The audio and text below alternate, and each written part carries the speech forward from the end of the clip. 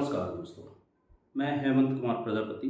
मेरे YouTube channel story teller teacher में आप सभी का स्वागत है। दोस्तों, किसी ने क्या खूब कहा है कि कांवड़ के ये घट दोनों ब्रह्मा विष्णु का रूप धरें और बांस की लंबी बल्ली में हैं रुद्रदेव साकार करें। दोस्तों, आज बात कांवड़ की। दोस्तों, ये जो साल के 12 महीने होते हैं, इसमें विशेष माह सावन का महीना और उसमें से भी विशेष सोमवार का दिन, ऐसा माना जाता है कि यह जो सावन का महीना है ये भगवान शंकर का महीना होता है, शिव का महीना होता है और इसमें कांवड़ यात्राएं की जाती हैं। और कांवड़ यात्राएं जो हैं उस गंगा जल के माध्यम से, कांवड़ से लाकर जो गंगा जल होता है उसके माध्यम से हम रुद्राभिषेक करते हैं। तो दोस्तों, आज जब बात कांवड़ की हुई तो ये कांवड़ है क्या एक्चुअली में, इस बात के लिए हमें चर्चा होनी चाहिए, हमें जानना चाहिए, क्योंकि हम कांवड़ तो उठा लाते हैं लेकिन इसके बारे में हम जानते नहीं है। क्यों जरूरी है, कब से प्रारंभ हुई, इस विषय पर चर्चा जरूर होनी चाहिए। मुझे लगा इसलिए हम इस विषय पर बात करते हैं।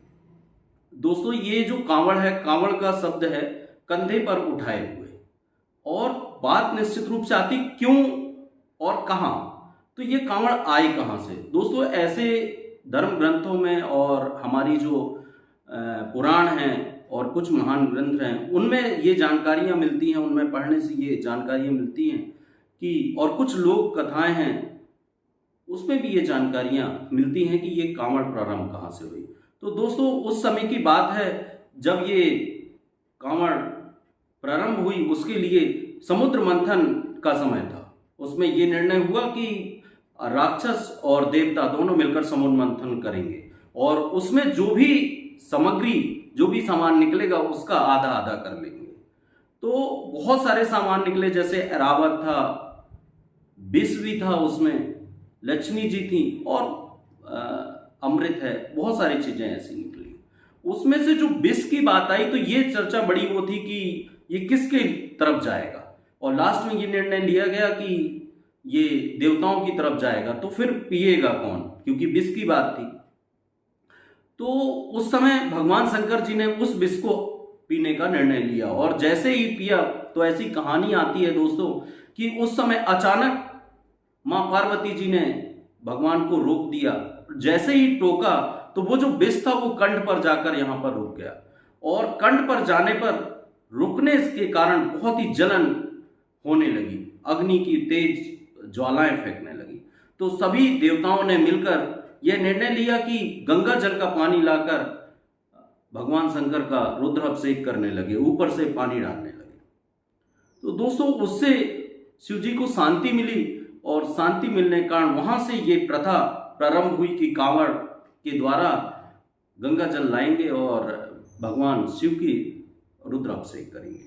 दोस्तों, इसके अतिरिक्त भी अन्य कहानियां आती हैं। कहा जाता है कि भगवान का रुद्राभिषेक पहली बार जो है उनके परम भक्त रावण ने किया था, और तभी से जो ये कांवड़ है वहां से प्रारंभ हुई। इसके अतिरिक्त और भी कथाएं आती हैं जिसमें श्रवण कुमार ने अपने माता पिता को ले जाकर गंगा स्नान कराया और वहां से गंगा जल भी लाकर भगवान शिव का रुद्राभिषेक किया। तो कांवड़ की ये बहुत सारी कथाएं हैं, कुछ लोक कथाएं हैं, कुछ पुराणों में मिलती हैं दोस्तों। तो यहां से कांवड़ प्रारंभ हुई। अब बात आती है दोस्तों कि कांवड़ का एक महत्व क्या है।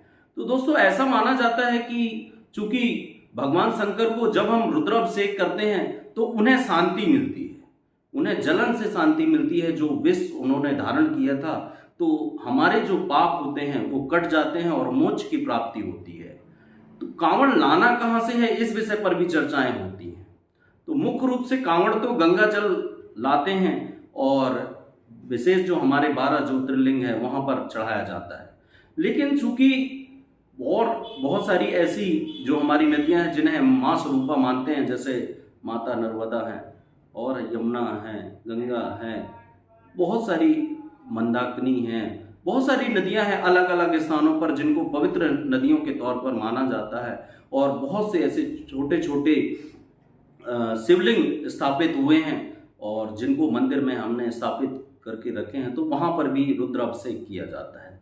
ऐसे ही 21 अगस्त को हमारे छतरपुर के लीला बिहारी धाम से कांवड़ यात्रा जो है मां नर्मदा तट ग्वारी घाट से प्रारंभ होगी सुबह 7 बजे, और 21 अगस्त को आकर यह लीला बिहारी धाम छतरपुर पर रुद्राभिषेक किया जाएगा भोलेनाथ का। तो दोस्तों, मैं ये भी आप लोगों से कहना चाहूँगा कि आप इस कांवड़ यात्रा पर रजिस्ट्रेशन कीजिए, अधिक से अधिक जुड़िए और पुण्य लाभ कमाइए। दोस्तों, इसके जो संयोजक हैं श्री लल्लू केवट जी और श्री गोलू बर्मन जी, इनसे संपर्क करिए। यदि इनसे संपर्क नहीं हो पाता है दोस्तों, तो आप मुझसे संपर्क कर लीजिए, या और भी अन्य सहयोगी लोग हैं उनसे संपर्क करिए और इस यात्रा पर, कांवड़ यात्रा पर जुड़िए और पुण्य लाभ कमाइए। दोस्तों, विशेष रूप से ये मेरा जो चैनल है, इसमें मोटिवेशनल कहानियां मैं लाता हूं प्रत्येक दिन। इस चैनल से यदि आपने अभी तक मेरे चैनल को सब्सक्राइब नहीं किया है तो इस चैनल को सब्सक्राइब करिए। दोस्तों, ये आपके बच्चों को, आपके लिए मोटिवेशनल कहानियां लाते हैं, और साथ में हम बच्चों के लिए लाते हैं इस चैनल में कि नई नई जानकारियां, जैसे एग्जाम होते हैं, एग्जाम की तैयारी कैसे करें, इन सब के बारे में हम जानकारियां लाते हैं। जैसे अभी ओलंपियाड चल रहा है, एनएमएमएस की तैयारी है, और बहुत सारी ऐसी नई चीजें लाते हैं, नई नई ट्रिक्स लाते हैं। तो दोस्तों, यदि आपने अभी भी मेरे चैनल को नहीं सब्सक्राइब किया है तो इसको सब्सक्राइब करिए दोस्तों, इससे जुड़िए, नई कुछ आपको जानकारियां मिलेंगी। धन्यवाद दोस्तों।